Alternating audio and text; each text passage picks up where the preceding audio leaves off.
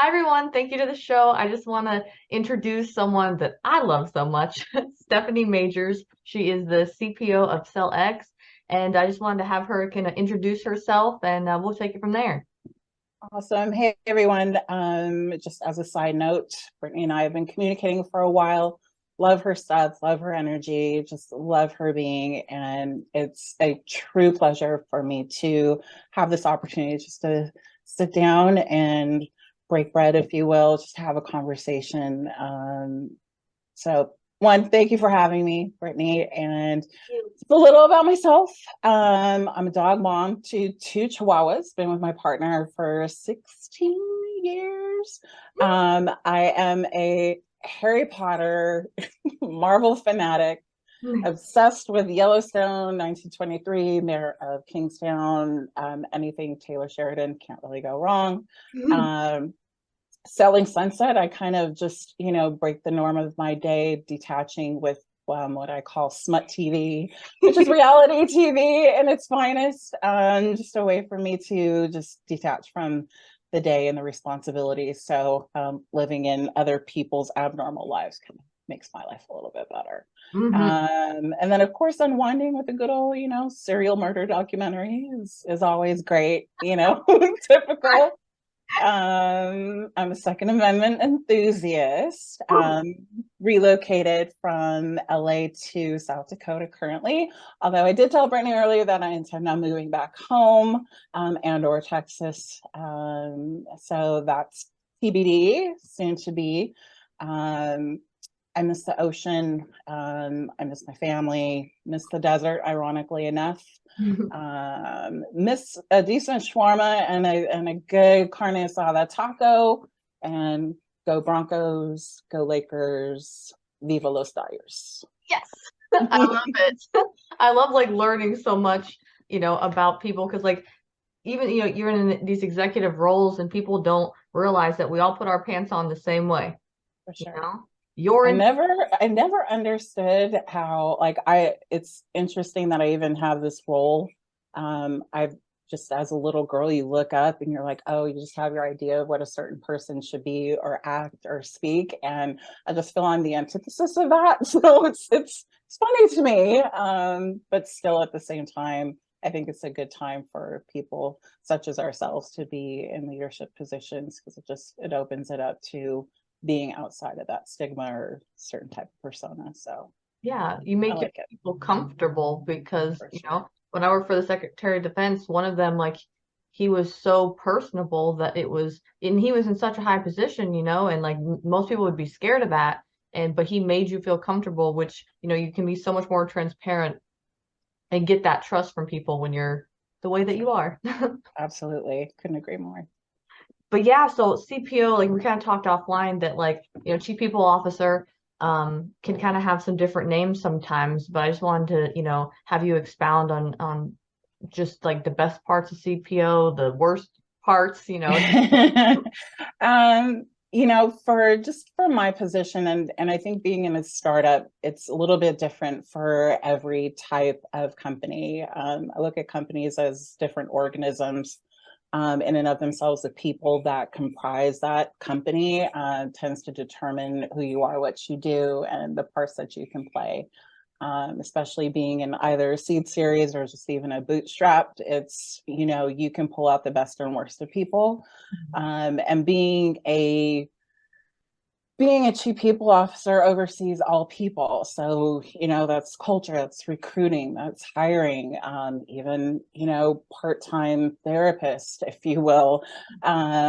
Mainly because I just try to be that person, one who's dependable. Two, as my partner would say, have a very due north, slightly left or right, depending on the day, moral compass. And it's important for me to hold people accountable as well as myself. And so I think the best thing any people officer can do, human resources, people ops, whatever the case may be, is be true to their word and not only be an advocate for the company, but an advocate for the people. And so that's something that I've always held dear because I think we've all had really crappy experiences with crappy HR leaders, crappy leaders just in general. And I've taken those specific lessons and experiences and just made it better. I wouldn't want anybody to go through some of the stuff that I've had to go through throughout my career. So it's just being better than what I've been shown. Yeah. I mean, that's to me, the best leaders have these bad managers, I call them, because I would never even give them the honor of having leader Mm, title, But for these sure. bad managers, like good leaders, have learned what not to be. Yeah.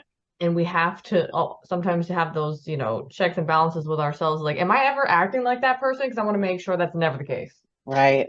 Right. It's a great, that's a very good point. I've checked myself. I think the best thing anybody can do, this is what I tell anybody I speak to, just check yourself, just kind of take a step back and take a beat. And ironically, the person who told me that, the whole take a beat, she even had it tattooed on her to look down anytime she got just that, was like my worst experience that I ever had. So it's ironic that the thing that I think of the most to kind of take the time out, because I can have a tendency in my younger years to be reactive. It's just who I am as a human, as a woman, as an individual, as me, Stephanie.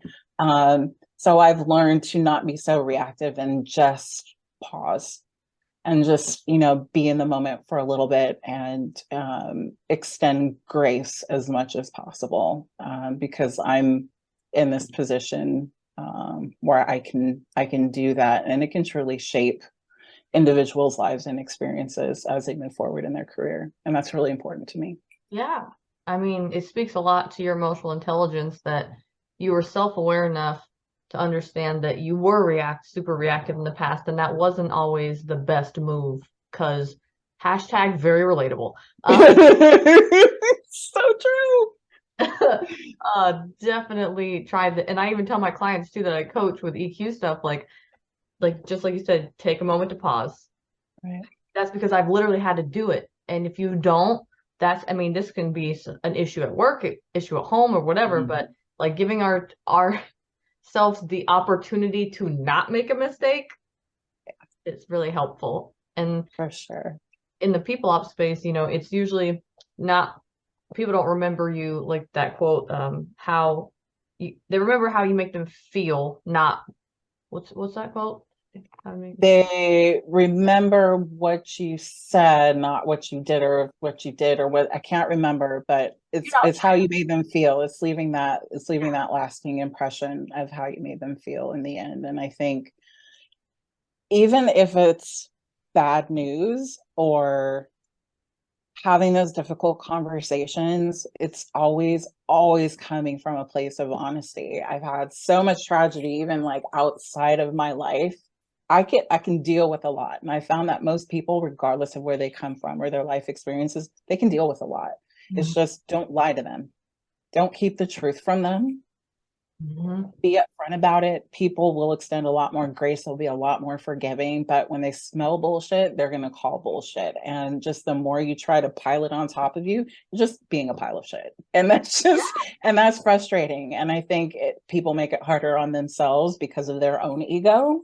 But I think once you're capable of actually stripping that away, I know it's hard. I'm the first person. I have a very big issue with high performing and not failing. But I think if you're in the right environment, you'll find the people, like, they don't care. It's just a matter of being accountable.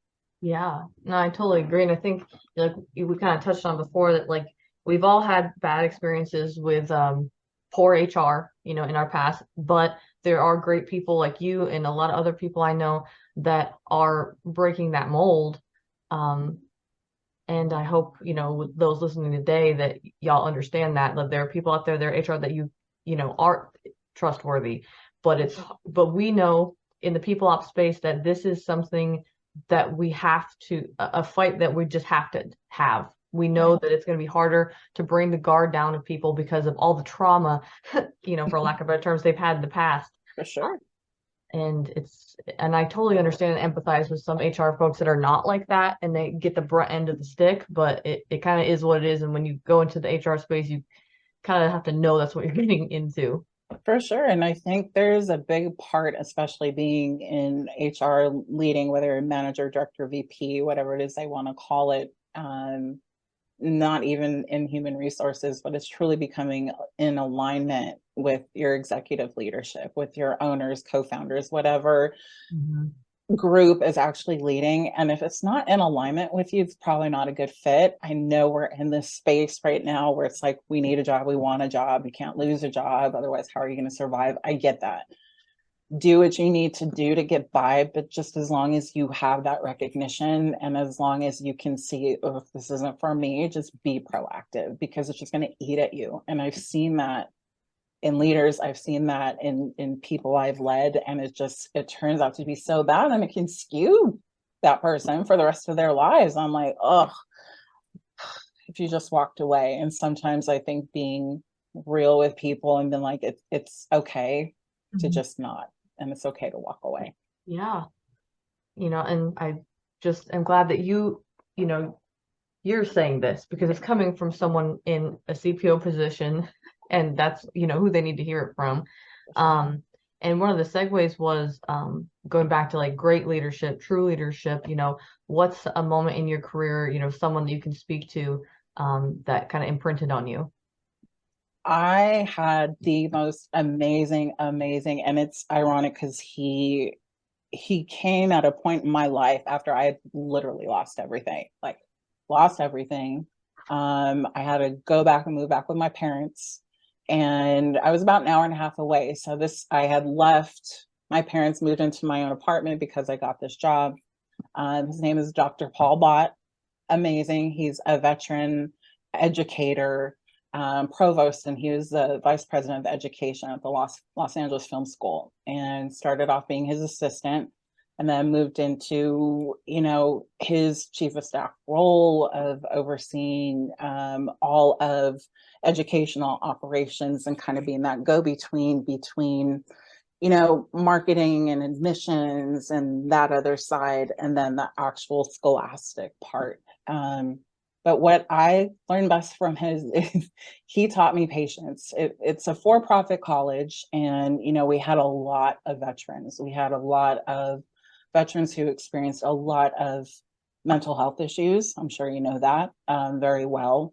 And because he himself was also a veteran, there were a lot of times it's just his grace and his humility, his kindness of not seeing just the reaction and reacting because a teacher reacted or somebody said something. He was the first person that I had ever been around or been led by that showed the example that something is more than what you think it is. And Mhm. to always just stop and to understand, to people just want to be heard. And so he would just sit in his office, and no matter what he was doing, if something would come up, he would take the time with them to understand what the issue is. And it was always a matter of compromise. It didn't matter who it was. It didn't matter who he was speaking to. He was so amazing. He was amazing to me. He understood the situation I was in. I was super kind to my partner. He'd come in and they just, shoot the shit every once in a while. But it's just his humanity far surpassed Mhm. any type of professionalism that he felt he needed to have or to show. Like there was no bravado, there was no I'm better than because I hold this position. He would have everybody come in from that school, and it wasn't so much I wanted to be him, but it put me at peace because being in so many different professional settings for me to you always wonder, oh shit, if I'm getting called in the office, I'm gonna lose my job or just do that. He just wanted to understand, like, and I excelled. He never raised his voice, he never spoke out of turn, and he was always very protective of his people and the students. And I just think he will always hold a special place in my heart. Like he truly helped me develop into the leader that I am today. So hope I make him proud. Not me over here getting goosebumps. Yeah, I he's love great. that. I Yeah. hope, do you still have contact with him? I do periodically. He's on LinkedIn. Super dope, unassuming guy. You wouldn't think, anything. Like he's authored books and, like I said, he was, went overseas, deployed overseas, and like he has such like if you just sat down and talked to him, you just sit there just like, wow. This is just a dope human. Ironically dope. Yeah. Yes, he was a dope human. So I had a true honor and privilege being able to work with him as long as I did. So Yeah. I mean, gosh, now I don't even want to talk about the worst one because that's so good. I should have started with the bad and ended on this. All right. I guess we'll just go into the worst experience you've had now. I had left a job that was very secure. It was very corporate. But I wasn't being challenged. I knew I could do more. There was a certain way and it would just take too long. And I'm faster, I'm impatient, and I just wasn't willing to wait. So I took an opportunity to work at a nonprofit. And of course, you go through the interview and you think everything is fine, working directly with this executive director. And I swear to God, it was like a low budget rendition of Devil Wears Prada. It was the worst. Narcissistic, verbally and emotionally manipulative experience I've ever had from any person, human being, ever. And I cannot overstate that enough. I do have a tendency to embellish, but there was only 5, 6 of us in the office max on certain days. And when everybody is feeling the same way, it was just,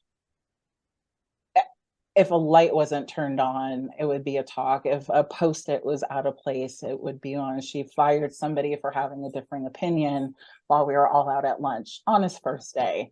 And so it was just, I've never seen anything like that. Like it was bizarre. I've never experienced a human being like that. And it was unfortunate because I can only take so much. And granted, I probably wasn't as professional as I could probably have been. I will admit that. But I think just me as a human being, you put me in a certain position in a corner, you're gonna see my claws eventually. And that's what happened. I had to go into pretty intensive therapy after her. She was damaging to a few different ladies, and we were all women. And I think that's even what hurt the most is we have this, you want so much for it to be a sisterhood. You want so much for, I work with someone, she's a really special person, Candace Tabor, and she oversees our client experience.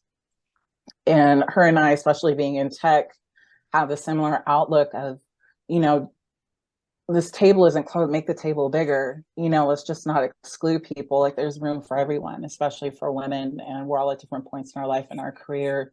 Mm-hmm. But just to have her be just so venomous and instill so much fear, it was beyond me. And I've worked in sales and marketing for 7 years, had a boss that would curse a lot, but he'd never curse at you. Like he was hard, but at the same time, this one, she was a devil. She was a devil. Not wearing Prada. No. No. But I mean, it's things like that. Like leaders, you can choose to be a leader, or you can choose to be this narcissistic person that a person had to go to therapy over. Like this stuff happens. Like, very much so. And it's just so unfortunate, unnecessary. And there's something to be said about, we're in these, executive positions, and there might be people like that work under us that we have to get rid of. No matter how high performing they are, no, if they do that to people within your company, they need to go. Remedied or removed, one of the two.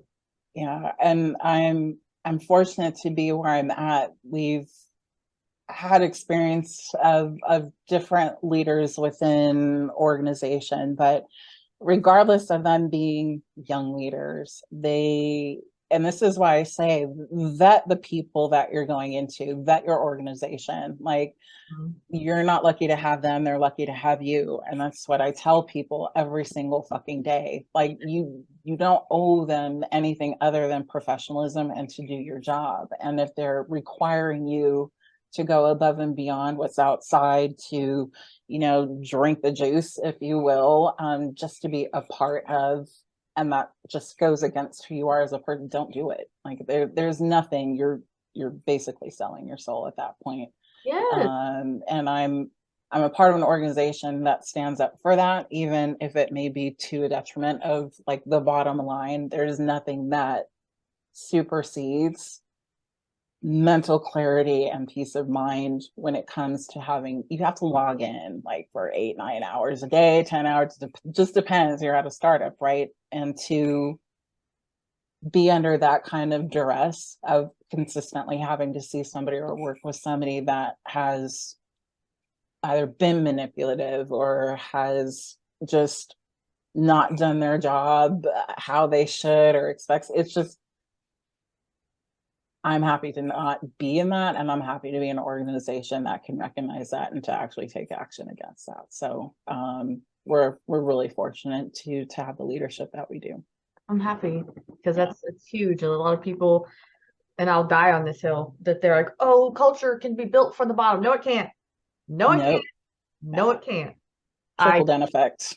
right. No, Yeah. if the top doesn't buy in, it does not freaking matter.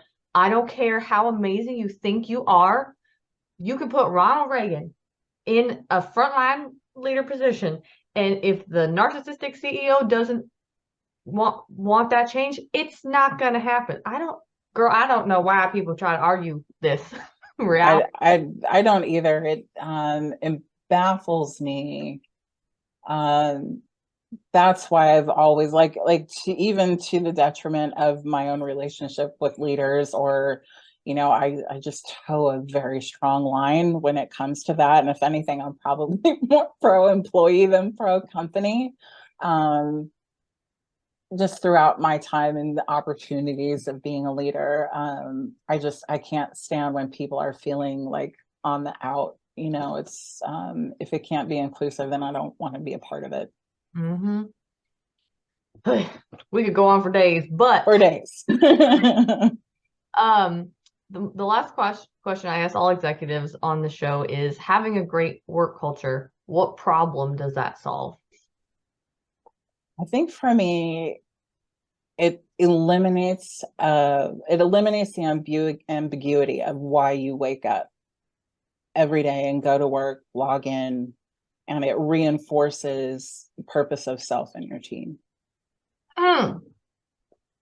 Y'all can't see me, but I'm making a heart with my hands right now. I mean, that's how you kind of have the culture test. How do you feel on Sunday? You know, Sunday scaries.